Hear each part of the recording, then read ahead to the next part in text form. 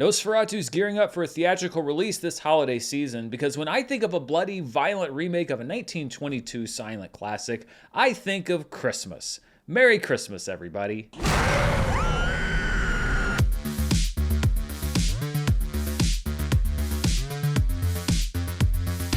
This video is brought to you by Public Rec. Go to publicrec.com/Dan and use the code Dan to get a special offer, and stay tuned after the video for more info.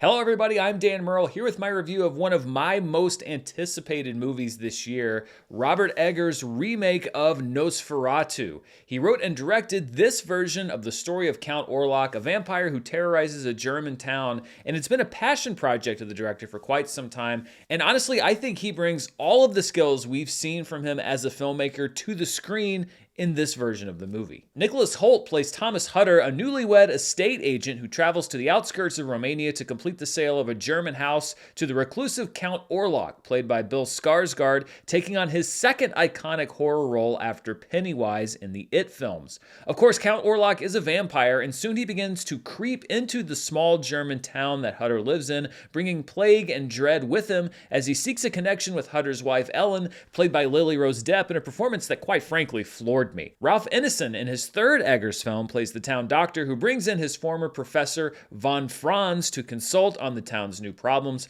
Von Franz is played by Willem Dafoe, who himself picked up an Oscar nomination over 20 years ago for playing Max Schreck, not the Batman villain, but the star of F.W. Murnau's classic silent version of Nosferatu.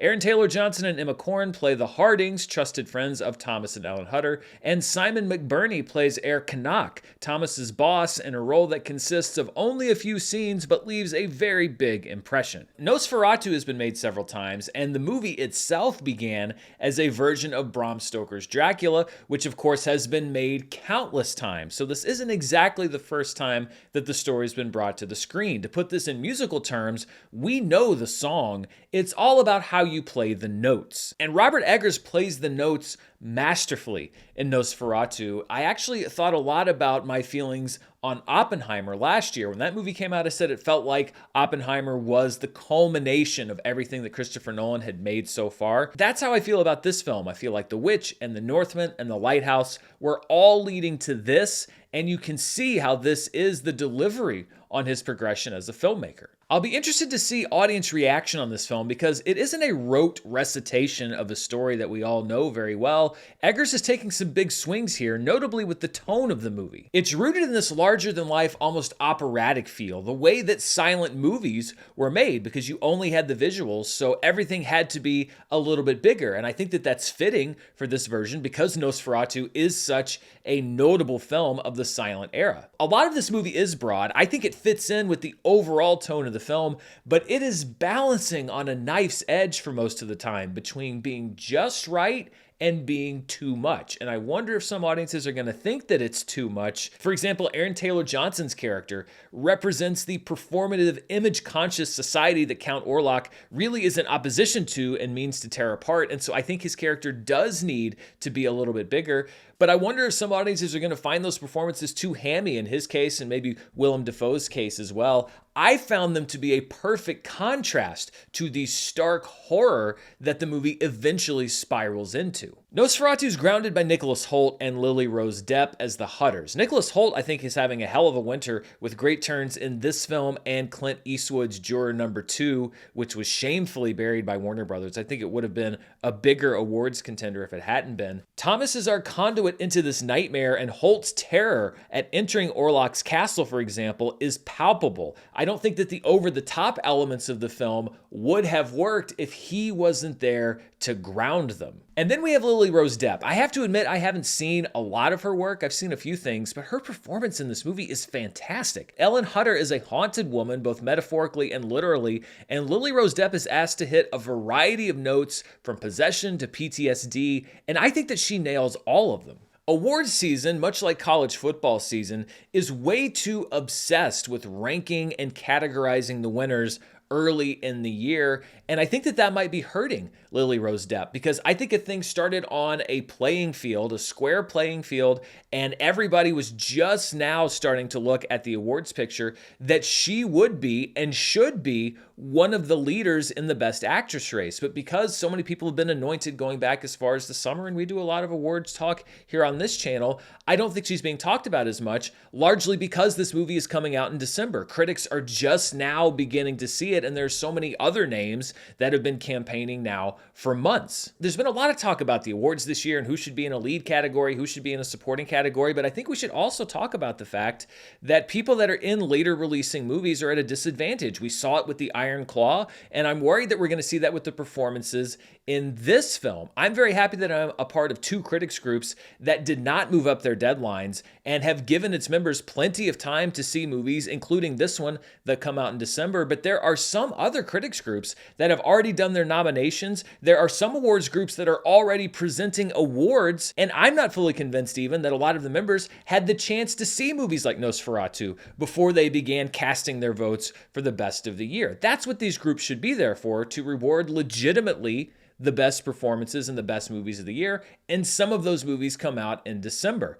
So this could be a movie that is maybe not so much in the conversation, quote unquote, right now, but should be, and I don't think it should be at a disadvantage because they chose a release date, and I think it's an oddly timed release date, at Christmas instead of in, let's say, October. I think that the conversation around the performances in this movie would be substantially different if it had been released earlier in the year. And another actor that gives a great performance is Bill Skarsgård. I think his gift and his curse is that he disappears into his roles, because if you hadn't told me he was playing Count Orlok, I never would have guessed who it was. Orlok's voice in this movie is a deep, hoarse rumble that just drips with dread. Every syllable is terrifying, and I think it's such an effective performance that, like Pennywise, you're so busy being scared by the character that you're not really thinking about the actor behind it. Now, that is the goal, it should be at least, of acting, that you disappear into a role. But I worry that Bill Skarsgård is at risk of being underappreciated, but I think that he's really good in the movie. The way that Orlok is portrayed is a big,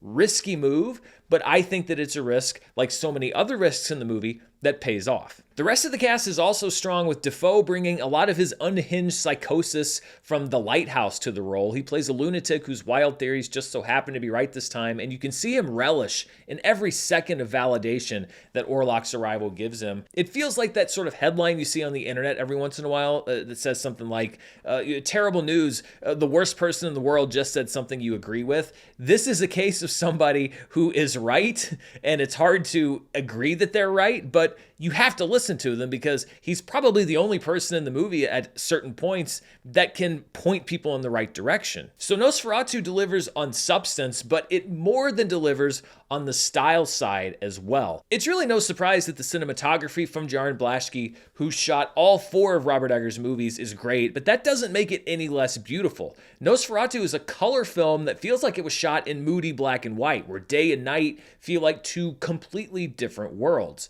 Blaschke was Oscar nominated for his work on The Lighthouse. I think that he should be nominated again based on just the merits of the work that I've seen so far this year. And I think that were he to win, it would be a richly deserved win. The music from Robert Carolyn is also great. This is only his second film as a composer. His first film was Robert Eggers' last film, The Northman, and it really brings things to a crescendo, especially in the third act. Again, that operatic feel after setting the mood early in the movie. Credit also has to go to editor Louise Ford for knowing when to hold on the terror on the characters' faces, when to show the horror itself, how much of it to show. Horror filmmaking really is a balancing act of withholding and delivery, and I think that the balance is right in the movie. And when you look at pretty much every key role in the production, these are all collaborators that Robert Eggers has worked with for pretty much his entire career, and this little movie-making troupe that he's assembled, I think, has delivered its finest movie yet. All of these elements in front of and behind the camera come together to deliver maybe the most visceral depiction of dread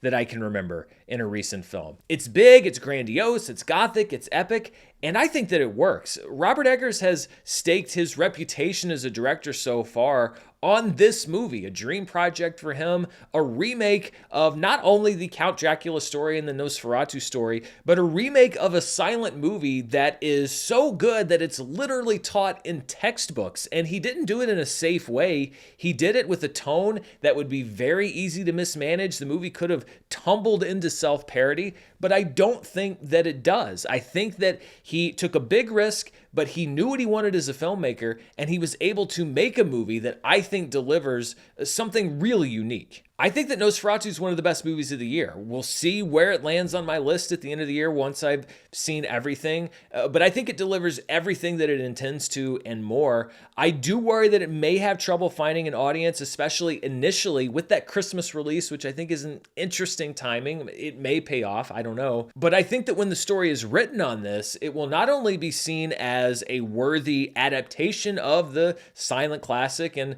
can stand in the canon with the other adaptations of Nosferatu and Dracula. I think that it steps out of the shadow of that original. I'm not going to say necessarily that it's going to be taught in the textbooks alongside the silent version of Nosferatu, but I think that it's still a very, very good movie. And when we look back at horror in the 2020s, I think this movie is going to be very near the top of the list. So no surprise, I'm giving Nosferatu a See It Now rating. It doesn't hit theaters until Christmas, but I guess that just builds the anticipation, right? I know it seems like a weird vibe fit, but if you're a movie fan and a horror fan, then I don't think that you're going to be disappointed. So those are my thoughts on Nosferatu. What do you think? Are you carving out time in your Christmas schedule to go see it in theaters, which I would highly recommend? Let me know down in the comments below. And before we go, I want to thank the sponsor for this video. This video is brought to you by Public Rec. The holidays are a great time to look your best, whether it's for a party or just hanging out with friends. Public Rec is a great choice if you want to combine style and comfort because they have tons of great clothes like the Deal Maker pant, which are wind and water resistant and offer the comfort of sweatpants, but the look and fit of jeans. I just got a pair that I've been trying out, and I've never really been a sweatpants guy when I leave the house, but I feel comfortable wearing these pants because they look like regular pants. A great thing about ordering from Public Rec is that their pants don't come in the usual small to XL sizes that just don't fit right if you're looking for comfort. You can order the exact width and length you need, just like any other pants. Plus, Public Rec has a wide variety of high-quality everyday basics like polos, shorts, and hoodies, so you can upgrade your whole wardrobe. I've really been enjoying this waffle knit hoodie that I'm wearing right now. It's great to wear around the house, but if I've got plans, if I want to go out and do something, I don't feel like I have to change into something nicer. It's great to wear in and out of the house. Stop suffering in regular pants and give the gift of comfort this holiday season. For a limited time only, viewers and listeners of the show get 20% off when you use code DAN at checkout. That's 20% off with the code DAN at publicrec.com. After you purchase, they're going to ask you where you heard about them, so please support the show and tell them that I sent you. Give yourself or someone you love the gift of comfort this holiday. Thanks to Public Rec for sponsoring this video, and thank you for watching. Be sure to stay tuned right here for more movie news, reviews, box office, and more. Until next time, stay safe, and I'll see you then. Bye.